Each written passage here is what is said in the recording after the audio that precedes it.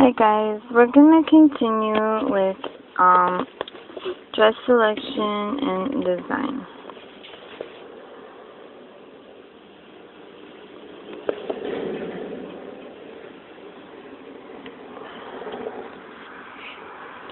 So it says 3 different figures fall into the classification.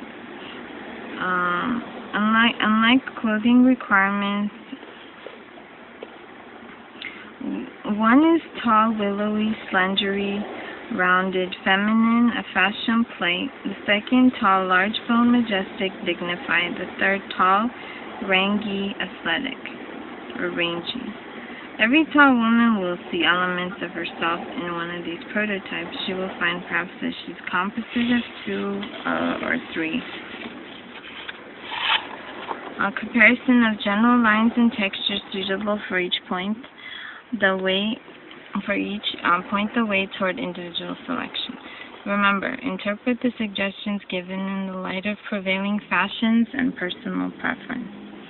The tall, willowy, slendery woman whose graceful, erect carriage indicates pride in her height is the envy of all her shorter friends. They're quick to tell her she can wear anything and look smart, but can she? Will her natural endowments be noticed if she wears cute dresses scaled to the size of a small girl, or conservative lines intended for figures with fewer endowments? To make the most of her assets, the clothes of a tall, slender woman or a fashion figure should be distinguished, unusual, even dramatic at times. All the most exciting, high-style clothes are designed with her figure in mind. Specifically, lines should be long and details impressive, scaled to her height. Structural details formed by subtly curved horizontals or flattened diagonals suit her style, and she can afford to repeat these cross lines, whereas a shorter or heavier figure cannot. For example, a shoulder yoke, belt, and peplum in the same dress do not cut her height excessively, and she can afford to contrast the colors of jackets and skirts. Clothes that define her figure closely enough to emphasize her beautiful proportions and sharp, dramatic contrast of line are in accord with her style. Extravagantly wide skirts, topped by rib molding bodices, and narrow hip-fitting skirts, topped by bodices with deep bat-wing sleeves, dramatize her figure. She can wear with style and nonchalance capes, stoles, muffs, loose coats, famously clutched, clothes that lesser figures find awkwardly difficult to wear.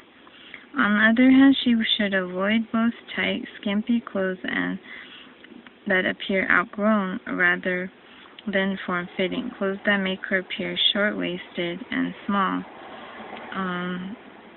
Cute details that are insignificant and out of character.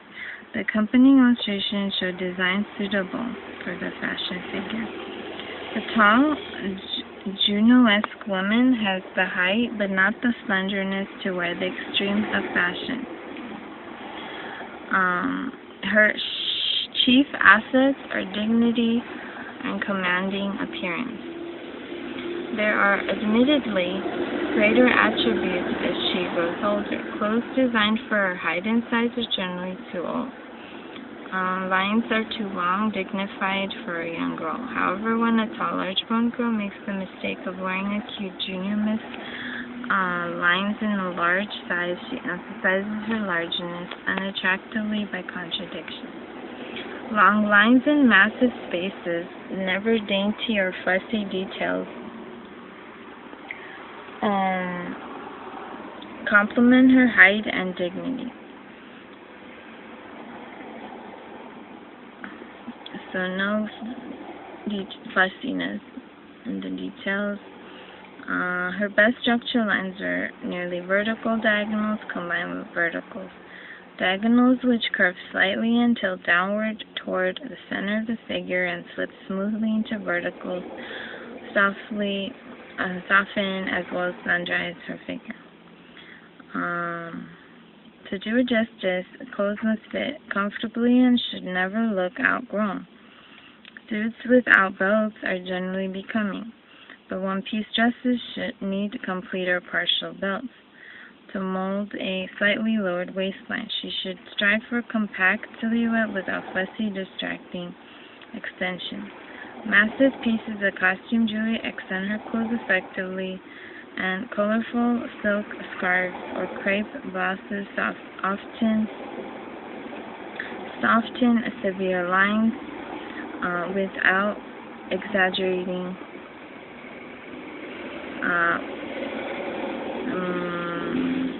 so silk scarves and crepe blouses soften severe lines without exaggerating bulkiness. On the contrary, dainty frills and ruffles, perky little collars and bows often are obviously taboo since they contradict the size and bearing. Cultivating a meticulously groomed appearance is more important for a tall, majestic woman than for a small girl who frequently gets by with more casual grooming. Furthermore, not the least of her problems is to look neat without appearing strayed or prim. A group of clothes suitable for tall, majestic figures. The tall, rangy, athletic woman's assets are her broad shoulders, her leggy look, her natural manner. She appears gangling unless she's careful to choose clothes scaled to her long lines and especially to broad shoulders, long stride, and active motions. Comfortably large armholes with action pleats allow her to reach easily.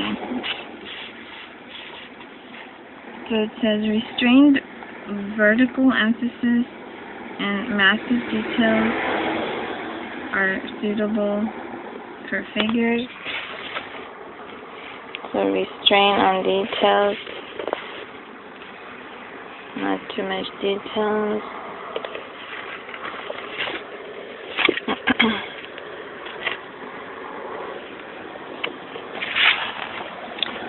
And then blousing above a low-placed contour belt supplies extra length for large or sudden movements.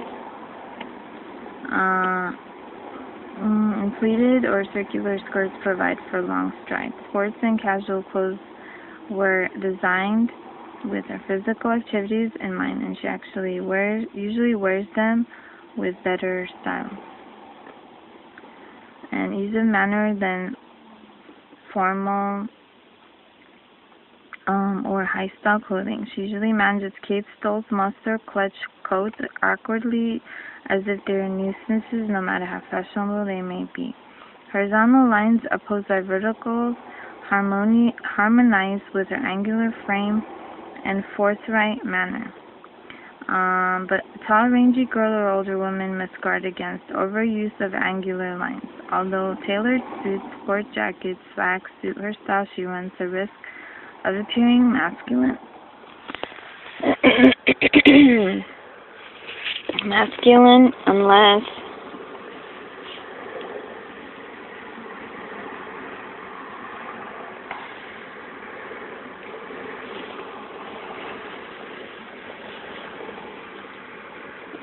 it says easy fit, freedom of action, and strength of line characterize designs for rangy women. These are more natural looking clothes, more useful.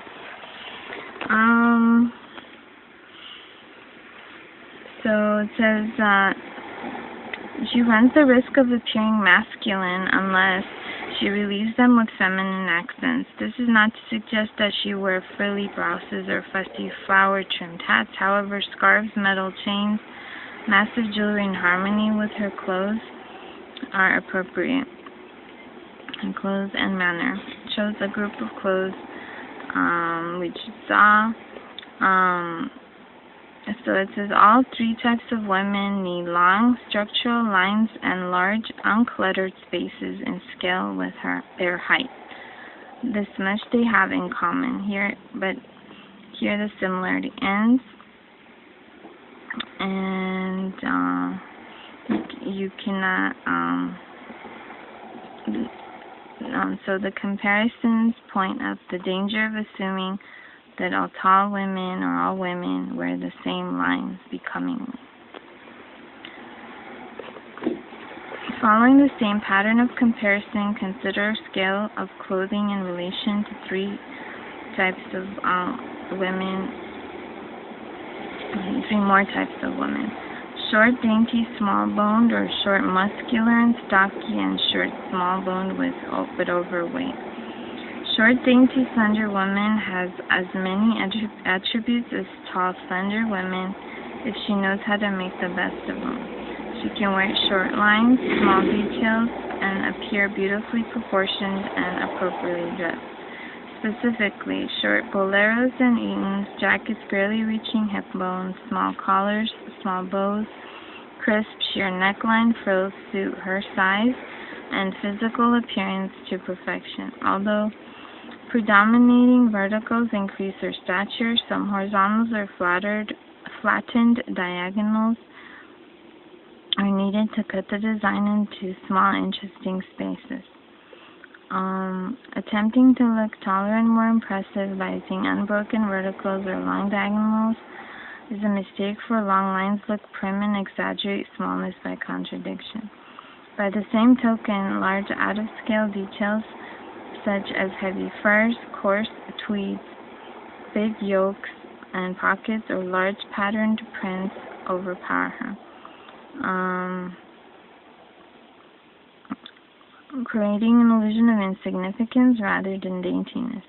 Fine, soft tweeds, flat furs, small patterns such as checks or dots increase her stature and harmonize with her size. Next, short, muscular, stocky figure has many more problems than a slender one, and unfortunately the lines usually recommended for her, long, unbroken verticals, appear to shorten her figure by contradiction as well as make her appear older or more sedate.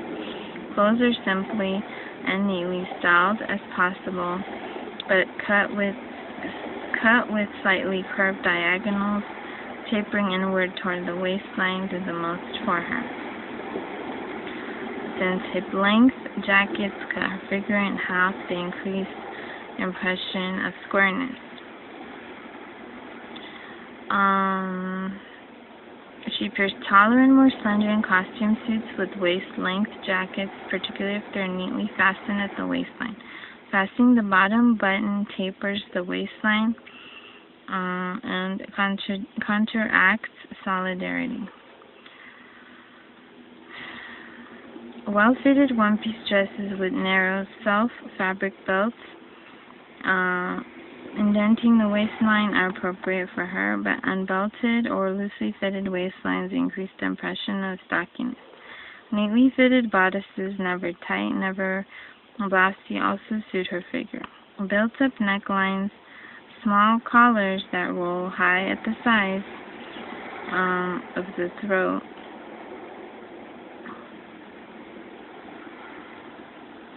and V down in front suddenly increase her height. Satin sleeves fitting the arm below the elbow add the least width, and gored skirts with slight flares contribute the most length. A skirt conspicuously longer than the current fashion calls attention to stubbiness, but a skirt worn at the longest length, which is fashionable, increases height in relation to width. A simple accent, such as a white collar or an ornament at the shoulder, holds the attention at the top of the figure and is consistent with the general plan of compact neatness. A small hat with upturning lines, which matches the color of the costume, carries the eye to the top of the head and completes the picture. So these have short lines, small spaces, details for figures.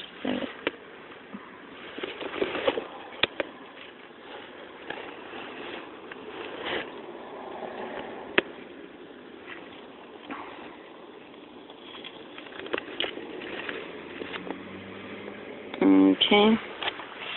Short, round, overweight women will want to reduce if they possibly can, or resign themselves to wearing firm foundation garments and clothes that tend to make her look older than she is. Her problem is often a prominent bust and large hips, which make fitting the waistline difficult. Clothes styled simply of one solid color with vertical lines predominating provide the best solution to her problem.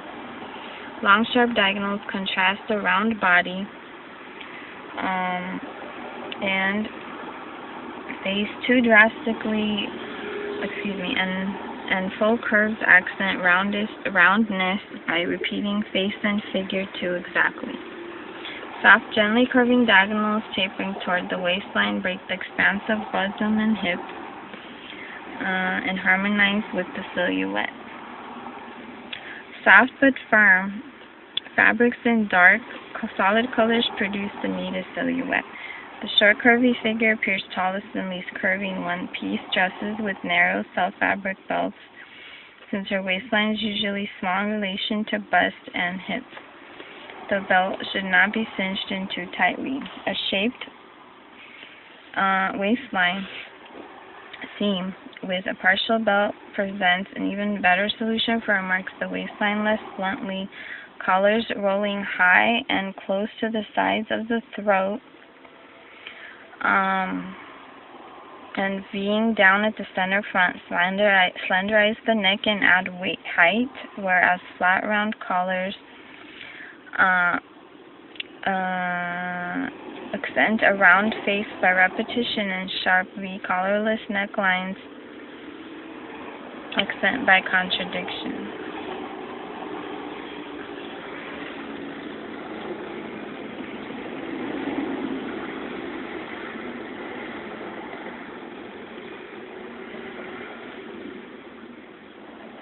Full-length and fitted coats cut to hang as narrowly as the body permits are the best choice.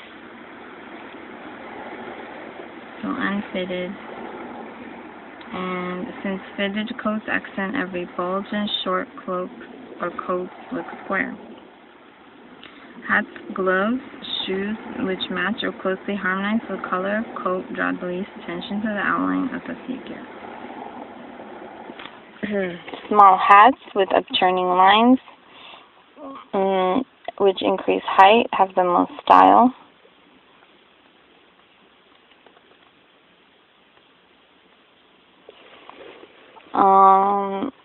A group of clothes designed scaling costume to short women, if they were all slender, would be simply a matter of choosing small spaces, dainty details, lightweight fabrics, small patterns.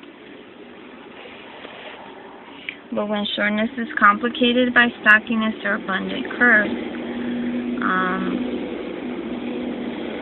the clothing problem changes completely. Two solutions are to cut the number of cross lines to a minimum and stress verticals and slightly curving diagonals. Under no circumstances can a short, stocky, or overweight figure afford to wear poofy sleeves, fluttering extensions. It says vertical emphasis accents to the throat, and neatness characterize designs. Here.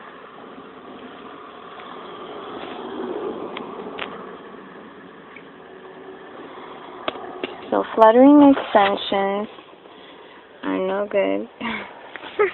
Or full gathered skirts, for they apparently increase her weight and decrease her height. The dress from shoulder to hem will be most becoming if it serves as a simply designed, meticulously fitted background for small accents at the neck and shoulders.